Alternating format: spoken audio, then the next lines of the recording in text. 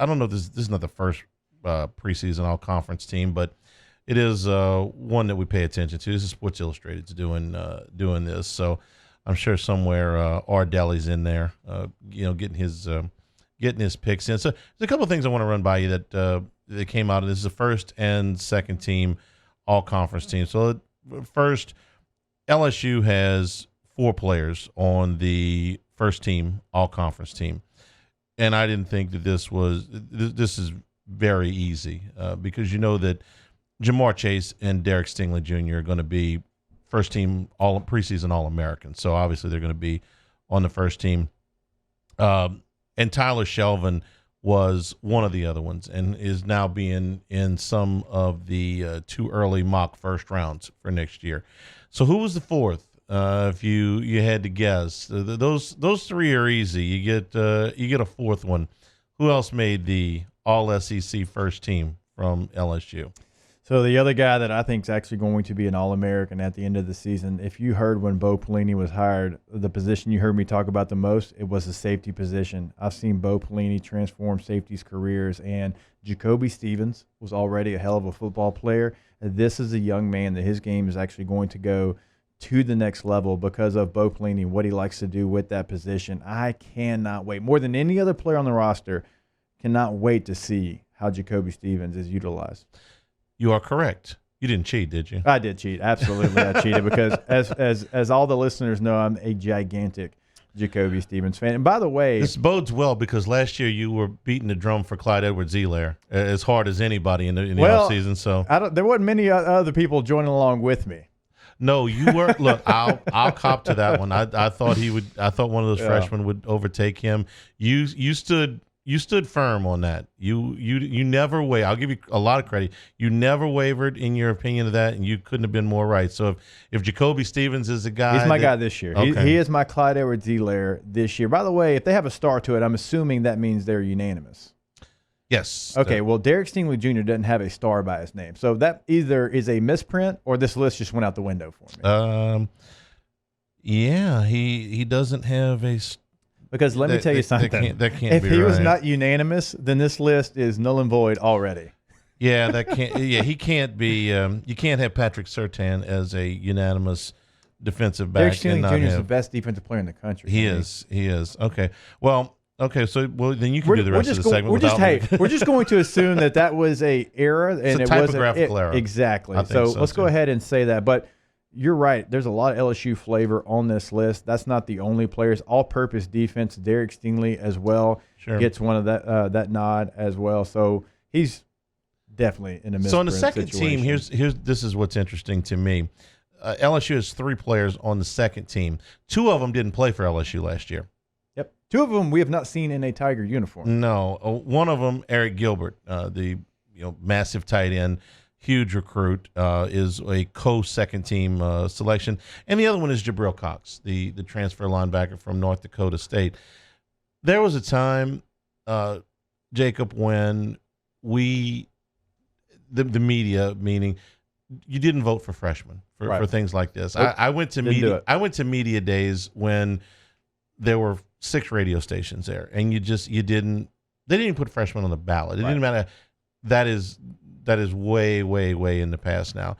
Not only is this something that happens, but this is something that's become somewhat commonplace for some of these guys.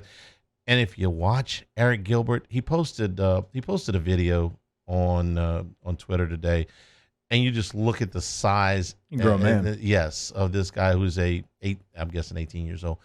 Well, it depends, All right, maybe. I don't know if Marietta has the West Monroe Evangel John Curtis system. He could be 19. Of this teenager. Okay, there you go. Okay, that is if you put him in an Indianapolis Colts uniform and took a picture and said, this is the Indianapolis Colts starting tight end, everybody said, okay. Yep. He looks like an NFL tight end. So that doesn't surprise me at all. Cox, we've seen do it at the college level. It's not at the SEC level, but that is a very good program. Very good program. That would be in the middle of FBS. I mean, they wouldn't be in the bottom tier by any means. I mean, they would be there if they were in a conference with teams like, say you had this conference with Oregon State and Wake Forest and Rutgers. North Dakota State's a better football team than those Power 5 teams. If they played 8 games in the Big 12, they could finish 500. I believe that. I mean, I don't think they could win the conference. They could finish 500 in the Big 12. They could definitely finish 500 in the Pac-12. Right. So that guy would have been drafted this year. Would have Jim Nagy's come on from a Senior Bowl and said he would have been drafted. I think he would have been a second-day pick. Yes. Second or third rounder. Cade York also made the second team. That's big. Cade York, following Cole Tracy last year. I know there was some times where it was a little shaky, but as a true freshman, I thought Cade York had a hell of a football season and only going to gain more confidence. And having a guy like Zach Von Rosenberg, who we kind of took a jab at because he is almost my age, right? Mm-hmm. That is very helpful to a Cade York. Last year, having Blake Ferguson, who's been there for a very long time, that was helpful for him. And so you still have Zach there with him. He's only going to get better. The leg, we've all seen it. So good freshman year. He ends up on the second team here. I want to throw a question to you, though, Hanny. Yeah. Of the LSU players not on this list, which one do you think is the biggest omission? Biggest omission on this list of guys not. I got one blaring at me. Wow, that's really good. Probably Austin Deculus. Not a bad one. That's actually a pretty good one. For me, it's Terrace Marshall.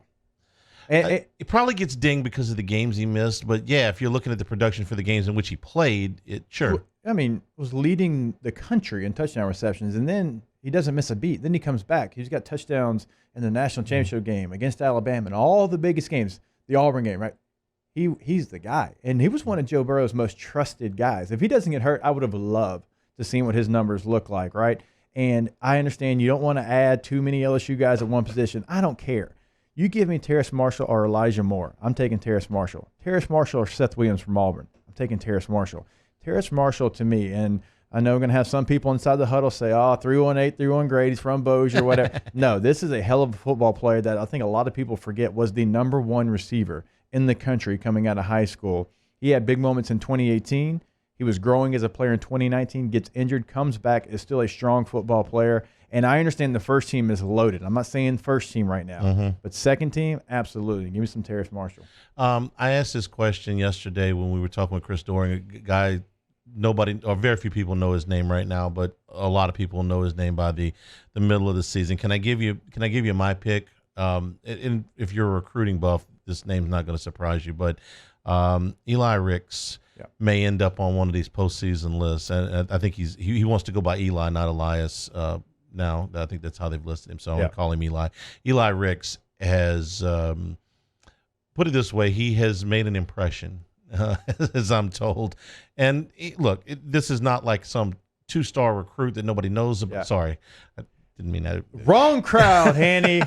No, your audience. He said that with passion too. This is not a 2-star recruit that's going to come from out of nowhere. Then he said it again. It's a compliment. You have to take it that way. It's not a 2-star recruit that nobody knows about. This was a #1 player. Right. He's going to play. He's going to play. This is my prediction. He's going to play. He's going to play early. He's going to turn some heads. Okay, so I'm very interested in how the DB rotation works out because Derek Stingley Jr. obviously is going to be on one side. Eli Rix, at some point, maybe he's on the other side. Let's not forget about Cordell Flott. Cordell Flott was a guy that he impressed as a freshman. And when you look at the raw numbers, there's times where he was the best corner on the field when he was on the field, even with Fulton and Stingley. And so this is a guy that last year when Fulton got hurt in camp, he stood up and stood tall as a true freshman in fall camp and didn't miss a beat. But I agree with you that they've got to find a way to get all those guys on the field. And Carrie Benson, who did a really nice job at nickel at the end of the year. Now, he struggled at the beginning of the year. We all know that, but he found his way and was a really good player at the end of the year. Could he potentially play more safety? Could he potentially play a little bit more of a free safety role? Could that be Harris something that we're back. Seeing? Right, you got Todd Harris. Maurice Hampton is back. Right, you got Todd Harris. I think Maurice Hampton might transition to the backup behind Jacoby Stevens in that strong safety because of his size. And Todd Harris coming back is big. But and I know you need multiple defensive backs, especially the way college offenses are going. And so they got him. That's why, and no disrespect to Eric Monroe. Eric Monroe, played a little bit here at LSU. He's going to Texas Tech. I wish him the best. I think he's a really good young man. That loss didn't hurt you because you have options there at the safety position. And you have options, Hanny, and guys that can play multiple spots. Like if Mo Hampton played free, I'd feel okay with it. I think he's more of a strong safety, but he can do free safety. I think Carrie Benson can play free safety. He can play the nickel. Todd Harris can play both safety positions. And so they've got not only depth, but they've got guys that can give you multiple spots. It's not going to surprise me at all if Eric Monroe starts at Texas Tech. No, not at all. I mean, as one of the former analysts is a DB coach there now at Texas Tech, and so there's a reason he went there. And if Eric Monroe started from day one, I would not be shocked. And how much playing time would he have reasonably gotten here? Defensively? Yeah. It would have been under 10 plays a game. Right. I And we're talking about a starter. I know it's Texas Tech and they don't play much defense over there. I think Cam Lewis was ahead of Eric Monroe on the depth chart for sure. He was. And Cam Lewis it certainly was last year. A name that we didn't even say in that segment, and Cam Lewis is still there. And there was a point last year where Cam Lewis was covering Jalen Waddle in the slot against Alabama. So he's playing meaningful snaps on the best team ever. He's going to play meaningful snaps as well. So again, not trying to hate on Eric Monroe. Eric Monroe's got some talent to him, but not on this team. He wouldn't have played. Out of the Bayou Ford huddle, is Maurice Hampton going to be healthy? As far as I know, he's, be back and ready to go. I don't know that he's not. That injury, from everything I've heard, is one that would be tougher to come back in baseball than football, just because of where it's located and all the different muscles you use in baseball. And it's been a while. Another one, this is from Brody, says B.J. Ojulari is a sleeper for next year. He is he's been so impressive so far that I don't even. But he's a sleeper now because he hasn't played yet. And nobody knows his name, that are just casual fans. But by the time you get to Labor Day weekend, assuming we play, I think that's one of those names that Ogeron's going to talk about all camp, right? He picks guys sometimes and he just ends up talking about them all camp and they end up playing a lot. I think he's going to be one of those guys. He may not be the only one, but he's going to be one of those There's guys. always a very good indicator when the freshmen come in. And if you're in the building long enough, and I'll go over there, any guys that the equipment and the training staff start to talk about because they even notice it, not even the coaches, right, you can expect big things. BJ is probably the guy I've heard about more than any other of the incoming freshmen. It's kind of been Gilbert and BJ, so it's funny that's how it worked out. But those are the two guys that when you go over there, they're like, oh, Hess, just wait till you see this young. You're giving up your sources now. This is where you're getting all your stuff. Yeah, that's okay. It's okay. I think I hold a lot of my inside information.